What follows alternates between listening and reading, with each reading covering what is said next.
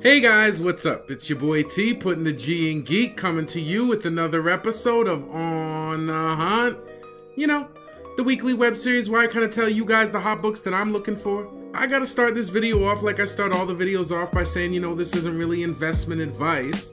This isn't really financial advice, you know what I mean? We're just trying to get some of the hot books at cover price. It's all for fun, so please don't spend your rent money. Another point of this video is to share information with each other, share information with me. I don't know what you're getting. I may want to get it. Day is young. It's the best day of the week, comic day. So let's get right to it. Another small week, guys, so we're just going to get right into it. But before I do, I just got to remind all you guys to please like and subscribe if you like this video. Subscribe to the channel. Make sure you hit the bell, be notified so that you can get these Wednesday videos and kind of plan your day as soon as you can. Hey, but with saying that, I'm going to move right on to Marvel. And the first book I'm going to pick up from Marvel this week is Moon Girl and Devil Dinosaur number 34. This is the first full appearance of Devin Dinosaur.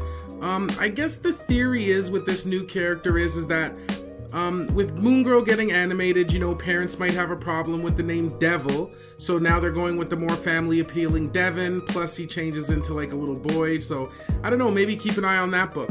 The next book I'm going to pick up is Punisher number 1. Okay, so I don't really think that this book's gonna fully heat up, but I'd have always kind of liked the Punisher, and in this one you get some old school Frank Castle as himself, you know, not as Cosmic Ghost Rider, not in the War Machine armor, not in some old Nam setting or whatever, just good old Frank Castle kind of, you know, taking out the trash, blasting bad guys.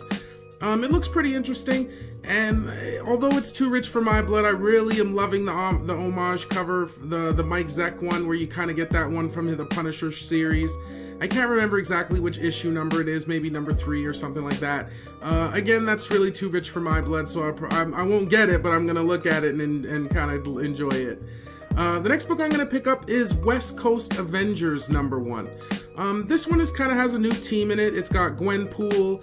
The new team has Gwenpool, America Chavez, Kid Omega, Hawkeye Boy and Girl, and what I think to be a new character named Fuse. So, and supposedly there's some other new characters thrown in there, so definitely worth a chance, you know, when it's hero based. The next book I'm going to pick up is Venom number 5, just the regular cover. With Kate's writing, you know, this Venom book has been super hot. We're always learning things about the new God symbiote, always new little reveals and stuff like that. And with Kate's writing, you know, he's one of the ones who's really changing the landscape regularly. So, I don't know, I think that's definitely, there's way too much stuff happening in Kate's books to kind of miss picking up that right now, especially that Venom book, which is super hot. And to go with that, just kind of for the cover, I'm just going to pick up Venom number 5, the Gerardo Zaffino Return of Fantastic Four variant. You know me, I really like kind of scratchy, rough art, and I'm loving the scratchy, rough art on this style on this one. I'm not too big on the themed variants, you know what I mean? Sometimes they go crazy, but this one I really like the visuality of it. It's an interesting character choice. I don't really know where they're going with that. I've read the number 1, so it does seem, but hey, I don't know. But hey, still a cool cover nonetheless, and that's gonna wrap up a small week from Marvel. Moving right along, we're gonna hit up some DC, and the first book I'm gonna pick up from DC is Batman Beyond number 23. I'm hearing vague rumors of perhaps a new female Scarecrow in this book. It kind of reads, and plus part of the solicitation reads, former Royal Flusher Melanie Walker looks to upgrade her image and take on a new heroic mantle.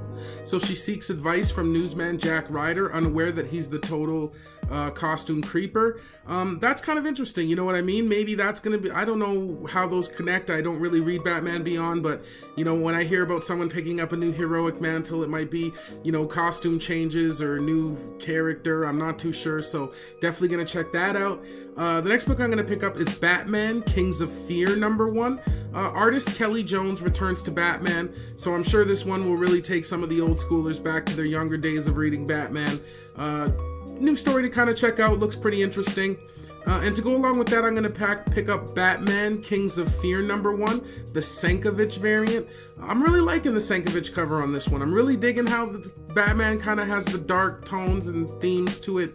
I hope, you know, if they keep Sankovic on the beast of this one, I really hope he kind of sticks with this style. And I really like the black and white color palette. It just makes it look darker, so I'm really digging that.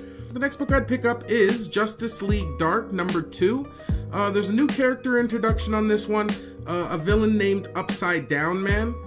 Again, sometimes villains are kind of hit and miss, so you never know how they're going to turn out, but still, new character, so definitely going to check that out. Next, just going to pick up some books for the cover. The first I'm going to pick up is Action Comics number 1002. Initially, the David Mack variant, of course. Initially, I wasn't fully on these Mack covers, but every time I see him in person, I kind of really like him, so I have been picking him up. I really like the watercolor Superman look. I really like that he's kind of put faces on these latest ones, as Mark would say. You know, because some of the first ones, even though I still picked them up without the face, it was maybe too abstract for me, but hey, now I'm glad that I have been picking them up, because they are pretty good. And next I'd pick up Detective Comics number 987, the Mark Brooks variant.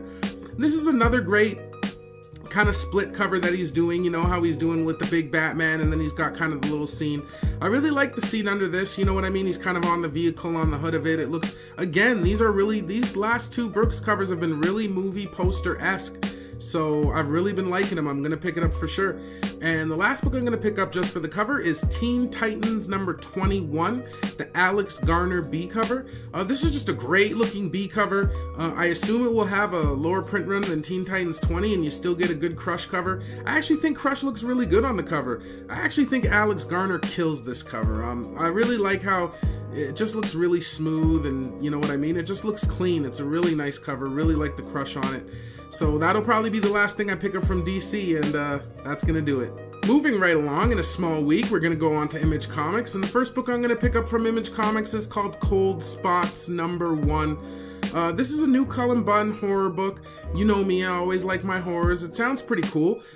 10 years ago, a man turns his back on his wife and unborn daughter. When his wife and unborn daughter go missing, he must face cosmic terrors to find them.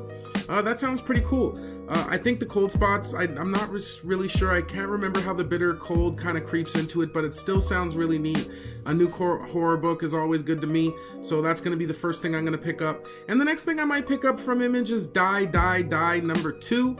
I know I'm not really too big on #2s, but I don't know, when I read #1 of this series, it's really, really violent, so you know that could be something that picks up.